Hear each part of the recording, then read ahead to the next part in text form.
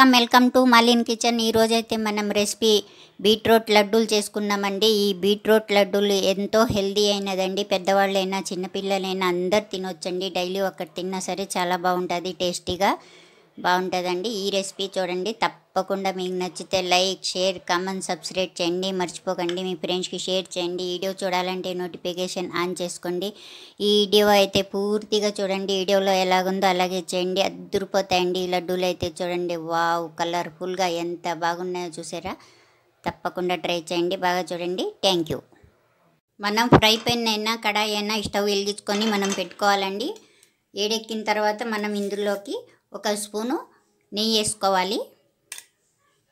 బాగా నెయ్యి వేడెక్కిన తర్వాత మనం ఇప్పుడు చూడండి, బీట్రూట్ అండి, నేను బీట్రూట్ తురిమి తీసుకున్నాను. 1/2 కిలో బీట్రూట్ అండి. ఇలా బాగా సన్నది ఉంటుంది కదండి, అందులోనే మనం తురుముకోవాలి.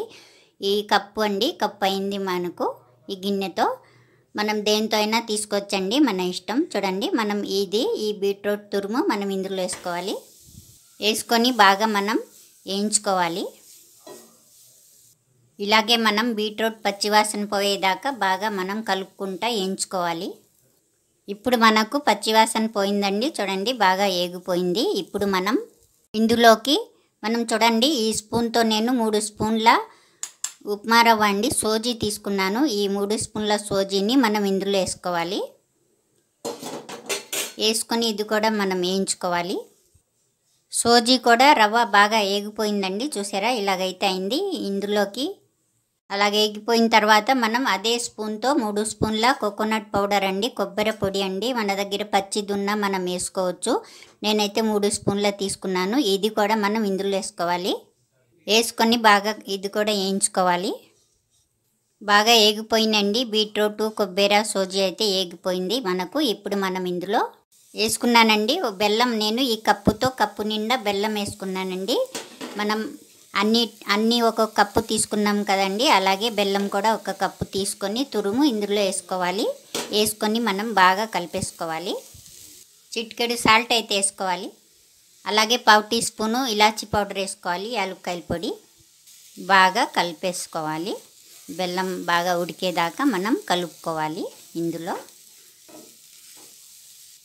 ఇలాగే ఉడుకుతూ ఉంటుంది. మన ఇష్టం అండి, బెల్లం ఎంతైనా వేసుకోవచ్చు. స్వీట్ ఎక్కువ తినాలి అనుకుంటే మనం ఎక్కువ వేసుకోవచ్చండి, లేకుంటే ఒక కప్పు బెల్లం సరిపోతుంది. 1 స్పూన్ నెయ్యి అయితే వేసుకోవాలి. వేసుకొని ఇది కూడా మనం బాగా కలుపుకోవాలి. ఇలాగే మంట స్లోగా పెట్టుకొని మనం కలుపుకుంటూ ఉండాలి. బెల్లం బాగా కరగాలండి. మనం ఇలా చేసుకొని తింటే హెల్దీగా ఉంటామండి, చాలా మంచిదండి. ఈ బీట్రూట్ లడ్డూలు చేసుకుంటే సూపర్ టేస్టీగా ఉంటుంది. పిల్లలు కూడా మనం ఇవ్వచ్చు, డైలీగా బాగా తింటారండి పిల్లలు ఇలా చేసి పెడితే.